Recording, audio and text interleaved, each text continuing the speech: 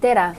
Saade Kultuuritehas on tagasi jõudnud vestlusformaadi juurde. Me räägime interventsionistlikest kunstiaktsioonidest ehk siis kunstiaktidest, mis on oma olemuselt sekkuvad ning toimuvad avalikus ruumis. Ja ma olen stuudiosse kutsunud uue meedia professori Kunstiakadeemiast Raivo Kelomehe, Eesti Kunstiakadeemia tudengid, kes said hakkama kõige viimase Eestis meediasse jõudnud interventsionistliku aktsiooniga, Aili-Maarja Määnid ja Tanel V. Kulla.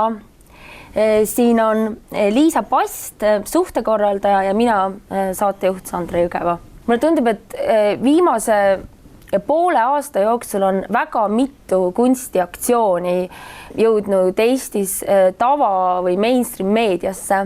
Et kuigi kunst väga palju enam viimastel aastatel leheruumi ja meediaruumi ei saa, siis just mingisugused üsna provokatiivsed aktsioonid on selle saavutanud.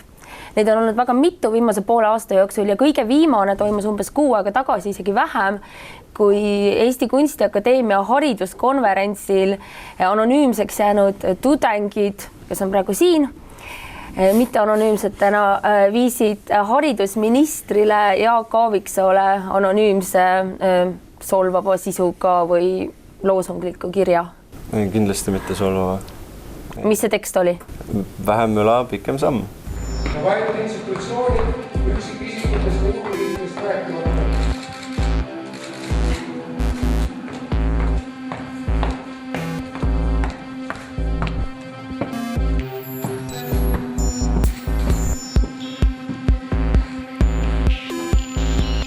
Tegu on vanasõnaga ja see ei olnud üldsegi isiklik, vaid pigem soovitus. Just, see kiri oli suunatud siis haridusministeeriumile eelkõige ja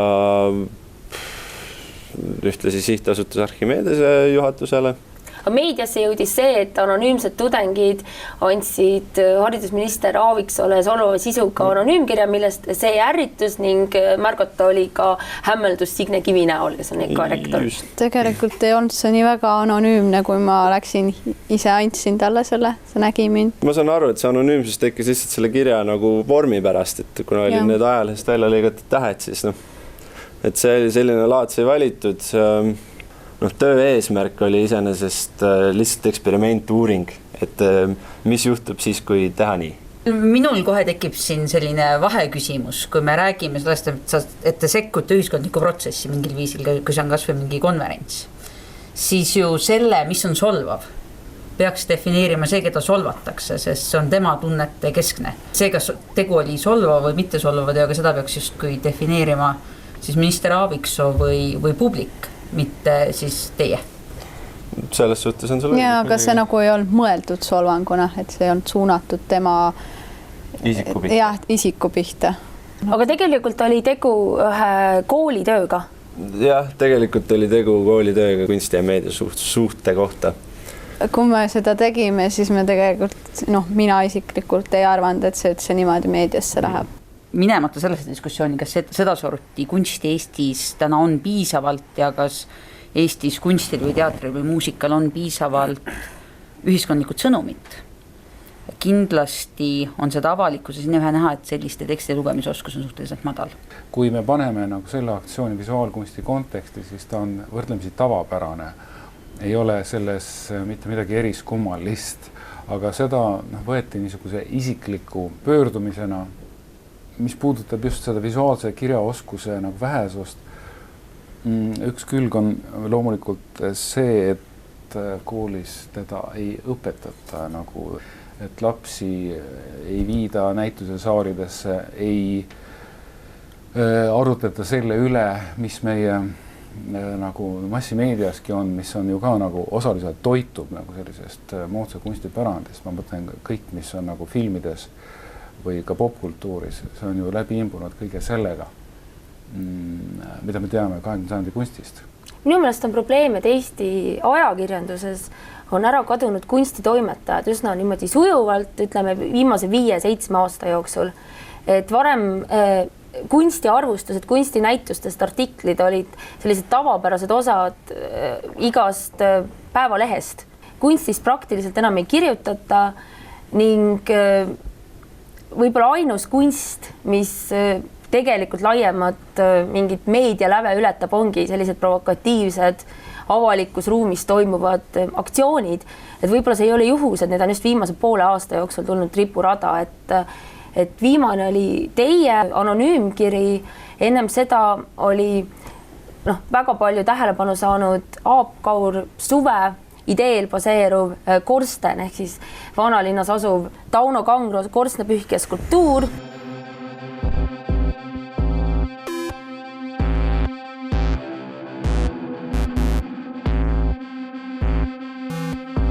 Üleöö sai enda ümber korstna. Irooniline on see, et see projekt oli valitud linnaruumi festivali Lift 11 või Lift 2011 programmi. Žürii oli selle välja valinud, see oli kinnitatud, aga kuna Tauno Kangro ise kui korstnapühkija autor oli väga vastu sellele ideele, siis see keelati ära, aga sellest hoolimata see aktsioon toimus. Autor Aap Kaur Suvi küll võttis distantsi, väitis, et tal ei ole tegemist midagi selle teostamisega, aga see siiski toimus ja ta ei eita, et see on tema idee. Et mida te sellest aktsioonist arvate? Mulle küll see väga meeldib, kuigi ma ei näinud seda ainult piltide pealt hiljem. See on ikkagi kellegi arvamuse avaldus. Ma leian, et see oli selle eesmärk näidata, et ta ei ole nagu rahul selle skulptuuriga ja ma arvan, et sellega ei ole rahul väga paljud kunstiinimesed. Esiteks juba selle tõttu, et ta okupeerib osa linnaruumist. Autod esiteks nagu sealt sõidavad mööda, vaevu mööduvad üksteisest, eks ole, rääkimata inimestest, kes otsivad, kuhu astuda. Rääkimata siis nagu selle teose nagu sellisest esteetilise meelelahutuslikust kvaliteedist. Võib-olla inimesed selles punktis ootaksid mingit teist objekti, mis ei kõneta nii otseselt neid turiste, kes sealt mööduvad, sest paraku see stseen, mida me näeme valdavalt koos korstnapühkijaga, on selle kõrval ennast pildistavad turistid. Aga siiski üks moment, mis ma tahtsin öelda seoses kogu selle sotsiaalse või ühiskonda kõnetava kunstiga, et üsna kummaline, kui te panete tähele, missugune suhtumine on kunstnike tegevusse. Esiteks nagu on mingi nõudmine, et tulge välja ja raputage meid või vapustage meid, tehke midagi, et meid äratada, eks ole, kunstnike eesmärk justkui on nagu seda teha ja siis, kui tullakse millegagi välja, siis solvutakse selle üle, et see ei ole sugugi see, mida meie nüüd ootame, me tahame ikkagi mingit väga turvalist tülitamist või niisugust tähelepanu äratamist. Ja minu jaoks igasuguse avaliku kommunikatsiooni. Lõpuks ju see, et te saatsite kirja või viisite kandikul kohale või see, et ehitati mingi korsten mingi olemasoleva kunstiobjekti ümber. See on ühte sorti avalik suhtlus, mille puhul alati esimene küsimus on see, et see suhtlusakt ise, see, et on kommunikeeritud, on püsti pandud mingisugune post kuhugi, ei ole ju eesmärk omete, vaid see kannab mingit sorti reeglina aktivistlikku või ühiskonnale sõnumit andvat või midagi muuta soovivat sõnumit. Ehk minu jaoks väga huvitav oleks veel korraks teie juurde tagasi hüpata ja küsida, ja samamoodi loota, et siis selle korstna ehitajad ütleksid, mis oli nende eesmärk, mis oli see väike ühiskondlik nihe või see tähelepanu, peale selle, et oli koolis vaja hinnet saada ja me oleme kõik koolinde jaoks igast asju teinud. Mis oli see väike asi, mida te lootsite saavutada, sest see on tegelikult see mõõdupuu, millega peaks mõõtma ükskõik millise kunstiakti edu. Samamoodi kas korstnapühkija puhul või selle korstna puhul oli eesmärk juhtida tähelepanu sellele kunstiobjektile, kas selle eesmärk oli võtta seisukoht sellest, kuidas Tallinna linna planeeritakse, kuidas Tallinna avalikku ruumi planeeritakse, kuidas käib avalik kunstiost. Mind huvitaks selle autorite eesmärk sellisel puhul. Siin on kuskil nende pressiteade, et korstna puhul nad tegelikult ütlesid, et nad tahtsid sõna võtta avaliku linnaruumi planeerimise koha pealt ja et kas linnaruum peaks spontaanselt kunstiteostega täituma, mis on kellegi kingitus näiteks, et see oli väidetav ärimehe kingitus, kellele kuulus siis vist restoran vanalinnas, mille ette ilmus see korstnapühkija. Ja müstilisel viisil korstnapühkija ja restorani vahel ilmus ka suvel välikohvik. Just. Aga ma ei näinud pärast seda Aapkauru suvist inspireeritud aktsiooni, seda sisu ühiskonnas, et kui me oleme võtnud juba selle vastutuse, me tõstatame teema, siis mingis mõttes me oleme võtnud ka vastutuse seda teemat hoida ja tuua talle aspekte juurde. Minu meelest see humoorikas sisu oli absoluutselt selgelt näha, aga see hilisem diskussioon oli natuke ära. Teostasid selle aktsiooni nagu nii-öelda illegaalselt võltsides muuhulgas ka Tallinn 2011 plakateid, mis minu meelest see päris lõbus detail. Ja nad saatsid välja pressiteate ja ma ei ole kindel, kas need kunstnikud, interventsionistid, nad saavadki rohkem seda diskussiooni üleval hoida, eriti kui nad on valinud anonüümsuse. See on väga tihti selliste aktsioonide hind, sest vastasel juhul sa võid sattuda nagu seadusega vastuollu isegi. No aga mulle tundub kõik küsimused, mida seal sai püstitada, on ammu püstitatud, aga nendele ei ole nagu vastust tulnud. Selles mõttes mingisugust nii-öelda korrigeerivat aktsiooni ei ole nagu järgnenud. Et ma leian, et väga sellise peene nagu linnaruumi tunnetusega nagu arhitektid, disainerid või sellised ruumieksperdid peavad niisugust nagu ruumi sekkumist omamoodi nagu solvanguks ja ainus reaktsioon, mida see esile kutsub, on siis omamoodi niisugune vastusolvang. Mõlemad aktsioonid, millest me oleme siiani rääkinud, on selle sõna solvang juurde kuidagi nagu lõppenud. See on väga naljakas, et minnes tagasi selle juurde, et kas eesmärk oli siis minister Aaviksoo solvata nagu seda meediasse kujutab? Me vastasime juba, absoluutselt mitte. Aga mis oli eesmärk? Me tahame endale koolimaja saada. Selle jaoks me tahaks nagu vähemalt mingitki konkreetset vastust saada. No nüüdseks on need vastused juba olemas, aga tol hetkel põhimõtteliselt käis nagu selline kummivenitamine. See põhimõte oli selles, et seda ei saaks vältida, et sellest ei saaks kõrvale astuda, et see asi oleks isiklikult tema enda käes ja ta peaks võtma konkreetse hoiaku selle suhtes. Või võiks, mitte ei peaks. Jumal tänatud, et ta seda tegi. Ja siis on ju väga õnnestunud aktsioon. Just. Ma ka arvasin, et see on selline iseenesest nagu poliitikuna olekski mõnes mõttes targem see lihtsalt kõrvale panna ja nagu, et mitte lasta sellele ennast häirida. Ma arvasin, et nii see lähebki. Hiljem, kui ma sain teada, et kui ma lugesin Delfis selle kohta, siis ma juba nagu vaimu silmas juba teadsin, mida ma näen, kui ma nende kommentaaride peale klikin. Ja see oli väga selline ootustele vastav ja minu jaoks vägagi traumeeriv? Meid kaugelt mitte traumeeriv, pigem naljakas. Missugused emotsioonid valdasid teid, kui te seda tegite või kui te selle juba nagu ära olite teinud? Kas need tunded olid sellised, nagu te ootasite või oli siin nagu mingi üllatus? No selles mõttes traumeeriv, et kurb hakkas lihtsalt, et selline furoor tekkis. Ja see oli teie eesmärk? See sõnum võimalikult äkiliselt kohale läheks? Jah, selles mõttes küll. Meie eesmärk oli näha, kas see juhtub või kas see on võimalik ja see juhtus nagu päris hästi, kui pidada nüüd Delfi kommentaare mingiks selliseks avaliku arutelu keskuseks. Aga need kommentaarid, mis olid sellele aktsioonile, olid valdav enamus ikkagi nagu neutraalsed või positiivsed, aga need negatiivsed kommentaarid tulid ju selle meie selle selgituskirjaga. Te tegite selgituskirja? Me kirjutasime seletava kirja. Pressiteate. Kus me siis ütlesime oma seisukoha, miks me seda tegime, ütlesi vabastasime selle vastutusest kõik teised, keda süüdistati. Mina panin tähele seda, et kui suhteliselt hiljuti oli selline nagu poolametlikult korraldatud aktsioon EKA uue maja toetuseks, tekitati inimkett, küünal läks ühest otsast teise, lõpuks saadeti laternaga taevasse. Selline suhteliselt ninnu-nännu aktsioon minu meelest. See üks ühele muuseas peegeldas kaasaegseid Eesti pulmakombaid, panin ma tähele. Moodustame inimketi ja siis on hiljem Hiina later. Ja saadame head soovid taevasse. No aga võib-olla on hea seda teemat ülal hoida niisuguste aktsioonidega, et igale maitsele midagi, eks ole, kui need, kellele ei meeldi niisugused ägedamad interventsionistlikud aktsioonid, võtavad siis need ninnu-nännu aktsioonid, mis on nagu sõbralikumad ja leebemad ja sellised armsad kokkusaamised.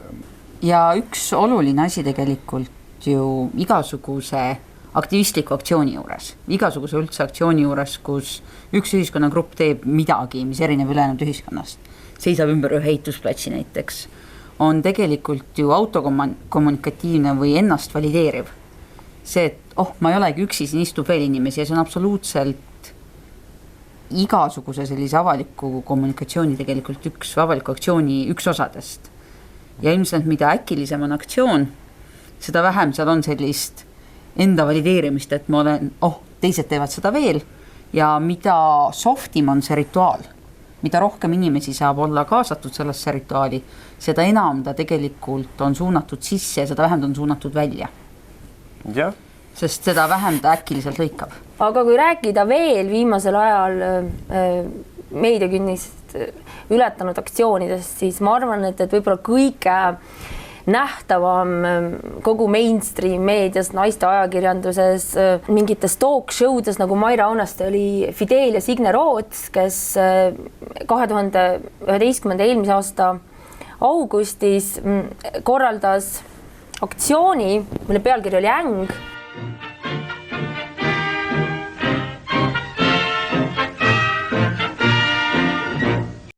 Mina olen Fidelia ja ma alustan 5 päevast jalgsi matka trajektooril Tartu-Karepa, võimalusel pidevalt Palja Rind-Kerega.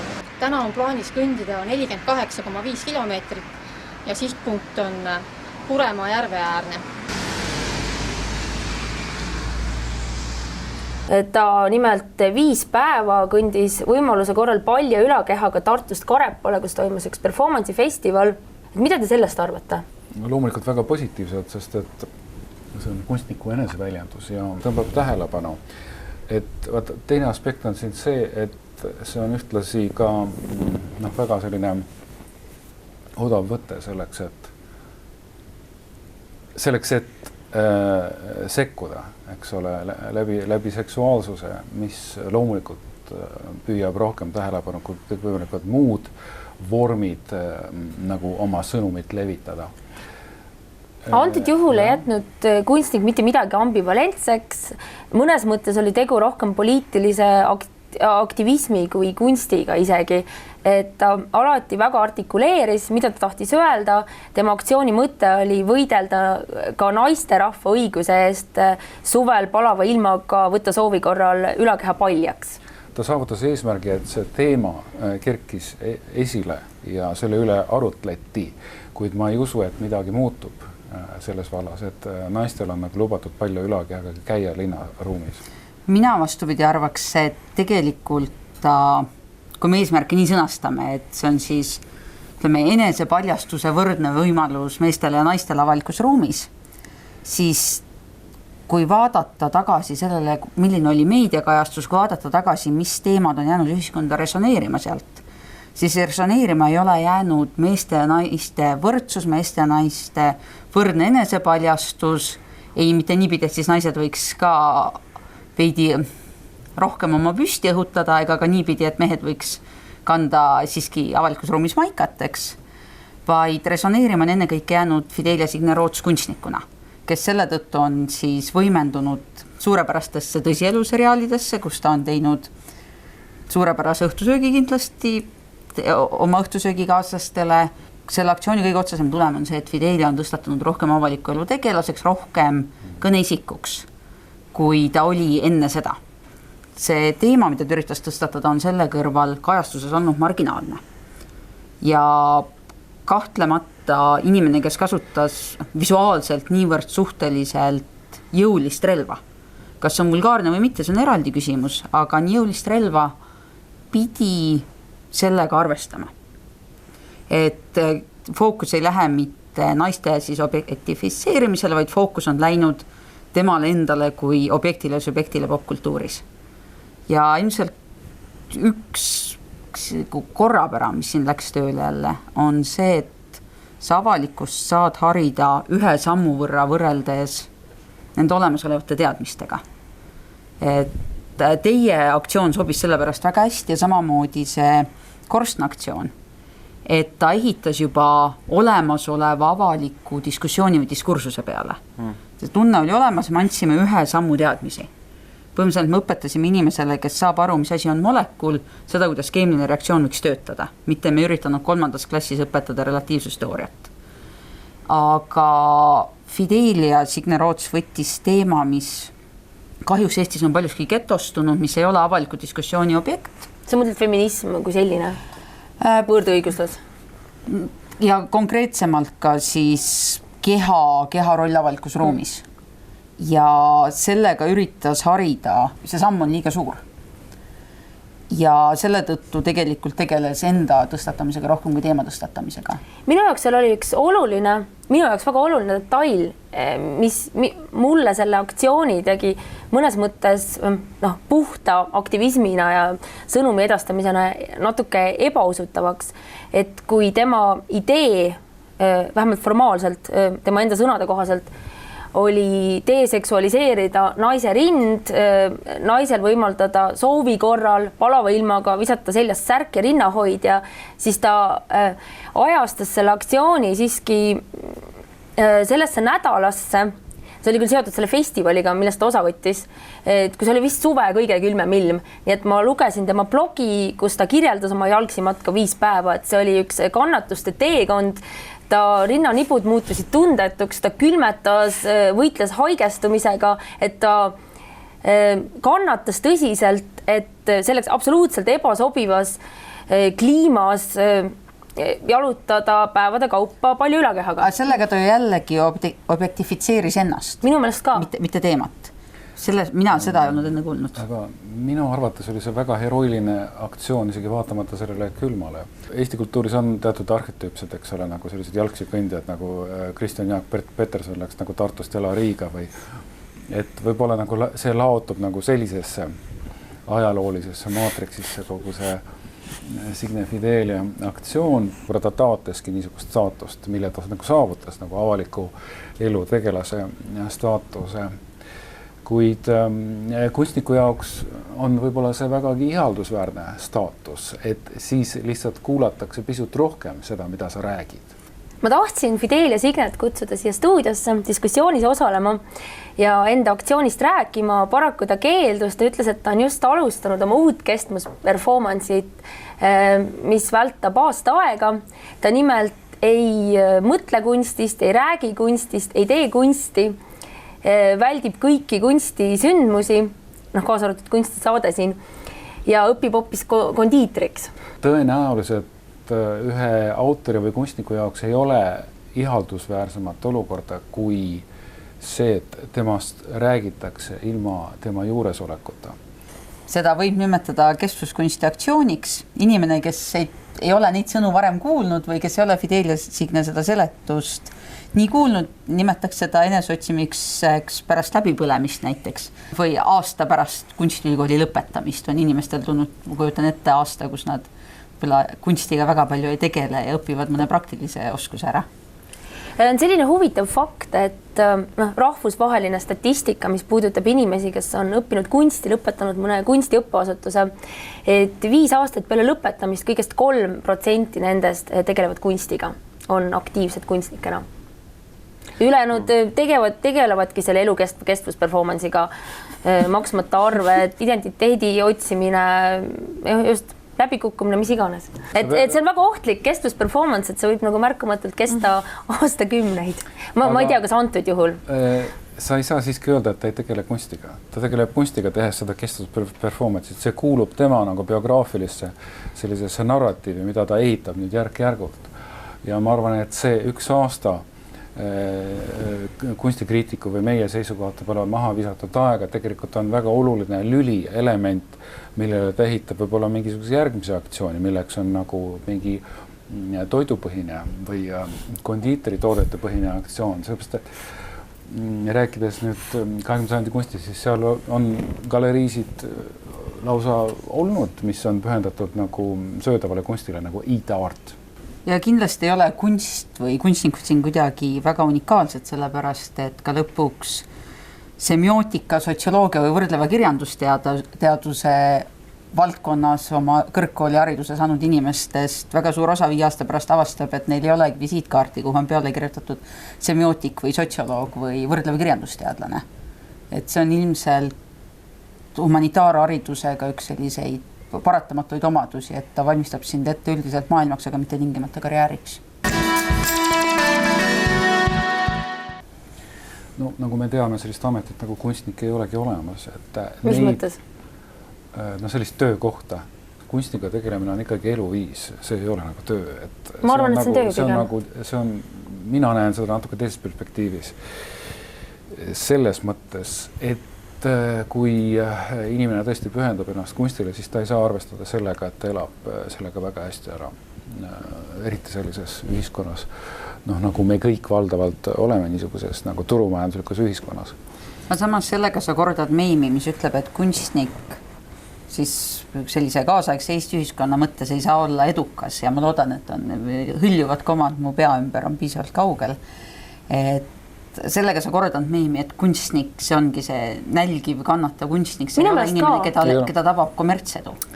Et on ju olemas kultuuriline kapital, sina Raivo Kelomees oled uue meedia professor Eesti Kunstiakadeemias, kuna sa oled kunstnik, eks ole, et kui sa ei oleks teinud teatud hulga tasuta tööd, ma arvan, vaevalt sul see töökoht ja professori palk praegu oleksid. Mind kohutavalt häirib, kui ma loen ükskõik millise meediasse jõudnud kunstiaktsiooni kohta anonüümseid kommentaare, et olgu see siis Signe Fidel ja Signe Korsten, teie aktsioon, mis iganes, siis alati on päris suur hulk kommentaare, mis ütlevad, et see ei ole mingi tõsine tegevus, et see on hobi, milleks peaks keegi hobile peale maksma.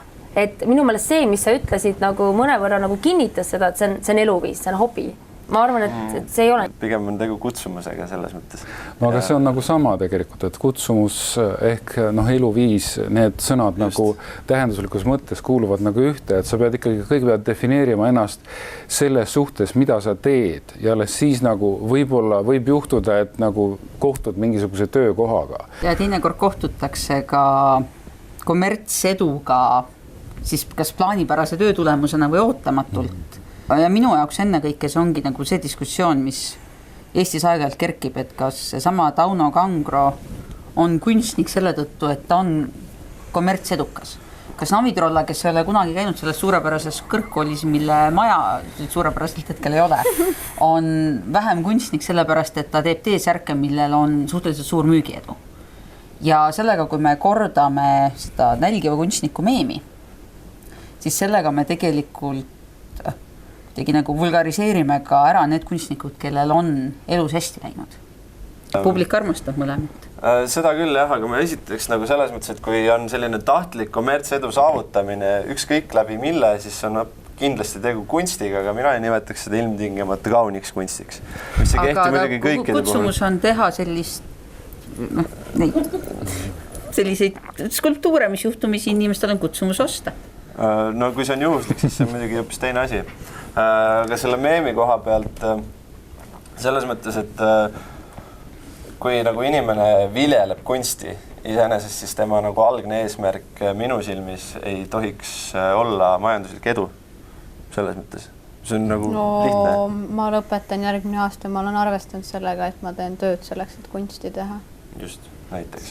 Aga samas sa võtavad ju seda, et sa teed kunsti samuti kui tööd, et minu meelest see hobiga võrdlemine on äärmiselt kohatu, mind alati õudselt häirib, kui kommentaarid, kuskil netikommentaarid ütlevad, et kunst on hobitegevus ja miks peaks riik sellele peale maksma, näiteks kultuurkapitali näol või mida iganes. Hobi mõte on ju see, et ei oleks stressi, oleks selline mugav, lihtne tegevus, et keegi ei pühenduks liiga palju oma hobile, et kui hobi muutub liiga kalliks või liiga palju energiat ja aega söövaks, siis sellest hobist ju vist öeldakse lahti, eks ole?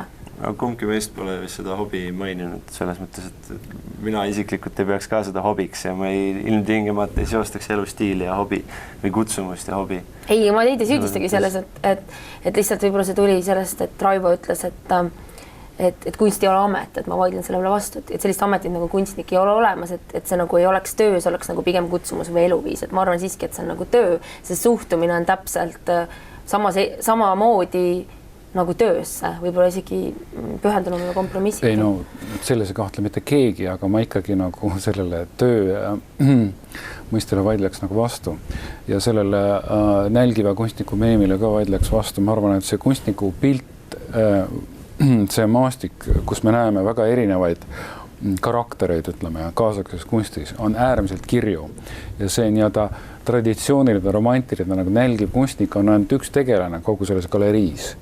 Et kui me seda nüüdisaegset kultuuri- ja kunstielu näeme, siis seal on kunstnikud, kes on teadlased, eks ole, kes tegelevad uurimisprojektidega, kes tegelevad tellimusprojektidega, kes arendavad mingisugust mitmete aastate pikkust projekti, kes on väga edukad rahvusvahelised kunstnikud ringeldes mööda rahvusvahelisi üritusi, sündmusi, festivale, konverentse, kes loomulikult ka nagu finantseerivad oma tegevust väga erinevate sponsorite, fondide ja muude vahendite ja teinekord ka oma isiklike projektide, uurimuslike või isegi kommertsprojektide toel, et see galerii on äärmiselt kirju.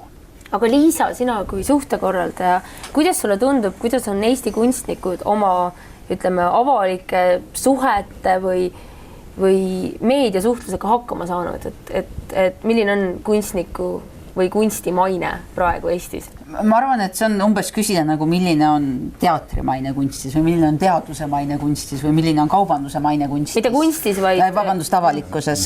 Ma võiks neile kõigile vastata, et ma arvan, et teatrimaine on ülihea. Alla 15%, kui ma mäletan seda statistikat õieti, Eesti inimestest on viimase aasta jooksul käinud teatris. Ma arvan, et üks tegur on siin see, et teater räägib, et kunst ei räägi. Et kunst ei räägi sellisel viisil, mis oleks nagu mõistetav nagu keelena, et see keel on ikkagi läbi mingisuguse filtri inimesteni jõudmas ja mõnedeni see ei jõua kohe üldse mitte. Aga teater räägib selles samas keeles, mida me kasutame ka iga päev. Jah, narratiivipõhine küll selles mõttes ja väga sisse töötatud. Aga ma arvan, et just selle karakterite mitmekesisuse tõttu, mida sa mainisid, ei ole ka sellist asja nagu Eestis kunsti või kunstniku ühtne maine või ühtne nägu. Et on, loomulikult paistavad rohkem välja äärmused, nagu igast asjast. Me paneme tähele seda, mis on ootamatu või uudne või konfliktne. Ja loomulikult selle tõttu paistavad välja need samad sekkuva kunstiaktsioonid. Samas paistavad välja need asjad, mis on sellised turvalised ja nunnud, mida inimesed tahaksid omas kodus omada. Alates meie küla eitedest, lõpetades selliste toredate looma- ja lillepiltidega, mida ka väga paljud väga ägedad tänased Eesti kunstnikud on ju produtseerinud. Ja siis on seal veel sellised eriti äärmuslikud juhud, nagu avalikkuse taju seisukohalt, nagu näiteks Kuldsõdur.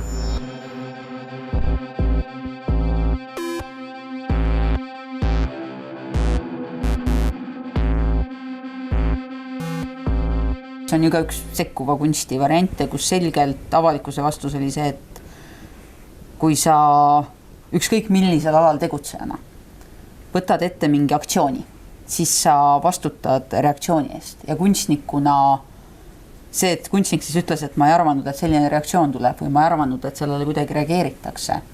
See tegelikult minu jaoks isiklikult kunstnik tõmbas endale väga suures osas vee peale, sest ta ütles, et ta justkui peaks olema mingi talle üldised ühiskondlikud reeglid kuidagi ei kehti, sellepärast, et on kunstnik. Ja ma arvan, et see kuidas Kuldsõdurit hiljem Eestisse sisse kommunikeeriti, öeldes, et see on käimasolev aktsioon, te ei peagi sellest aru saama, siis öeldes, et kui ma nüüd õieti mäletan, et kunsti Kristiina Norman minu meelest ütles oma aktsiooni järgsel päevalehes ilmunud artiklis, see algas mõttega, et ma ei tahtnud provotseerida kedagi. Kui sa lähed, see oli 9. mail, plastist pronkssõduri kuldseks värvitud kujuga Tõnismäele, siis mis sa arvad, et juhtuma hakkab? sellega kunstnik taandas ennast infantiilseks idioodiks ju. Sellega, et ta oma aktsiooni reaktsiooni ei olnud üldse võimeline ette nägema, et oli kuidagi šokeeritud sellest, et ka politsei näiteks sekkus. No täiesti mõistetav, et ta ehmus, et inimlikult on täiesti arusaadav reaktsioon, aga muidugi ta pidi arvestama sellega, nagu sa ütled, kuid tuleb tast nagu aru saada ka. Ma arvan, et iga ühte oleks šokeerinud selline tagasiside, kuigi eemalt vaadates see ei paistnud üldsegi mitte kohutavana, kui me jälgime seda teleekraani vahendusel. Ja samas, kuna ta ei teinud seda üksi, oli tal ka mitmeid kaaslasi, ma arvan, et nad vägagi nautisid seda, et politsei tuleb välja, et segadus puhkeb nagu mõlemis suunas. Ma arvan, see oli arvestatud ja küsimus on see, et siis kus on siiras ehmatus, kus on oma kalkuleeritud mingid reaktsioonid. See piir oli selles kaasuses erakordselt ebaselge ja paljuski minu jaoks, kui tõmbas vett peale tegelikult sellisele sekkuvale kunstile Eestis mõneks ajaks. Et kunstnik peab olema natuke teistmoodi ettevalmistunud. Ta ei piisa sellest, et ta on midagi valmis teinud, et tal on midagi nagu öelda, ta peab suutma tagajärgi taluda. Tavaliselt tagajärjed võivad olla äärmiselt piinarikkad, sellepärast, et sa pead suutma välja kanda nagu seda musta lamba sellist olukorda, kui seda kunstnikku siis hakatakse tümitama kõikidest suundadest ja selles mõttes annaks au Signe Fideliale, kes on seda väga hästi teinud minu arust. Nii negatiivsed kui ka siis positiivsed taludes. Ja loomulikult oled vastandunud nagu üsna paljudele, aga kui sa satud sellesse olukorda, siis tavaliselt inimestega hakkavad toimuma sellised protsessid, mida nad varem ei näinud üldsegi mitte ette. Suht kõva sisemine trumm peab olema, mille järgi oma tantsu edasi tantsida. Just. Aga ei tohi ka minu meelest alahinnata seda, et me oleme siiski meediaühiskonnas ja ma arvan, et väga paljud inimesed on võib-olla eluaeg sisimas nii-öelda sõna otseses mõttes puhast kuulsust ihaldanud. Mida teie arvasite Fidel ja Signe Rootsi aktsioonidest? Mulle väga meeldis, aga ma nägin seda üldse kunagi Suvel Reporteris ja see reporter oli ka umbes võttis teda üles, et umbes niimoodi, et see, et ta kunstnik on ja ta aktsiooni teeb, see oli üldse teisejärguline, umbes ala selline, et mingi kloun kõnnib keset Eestit palja rinnaga. Ja seda, mis ta mõte oli, seda ma lugesin alles pärast sain teada. Mulle meeldis jah, minu arust on. Ma olen seda nagu kuulnud varem ja, et mingi naine kõndis paljaste dissidega ühest kohast teise.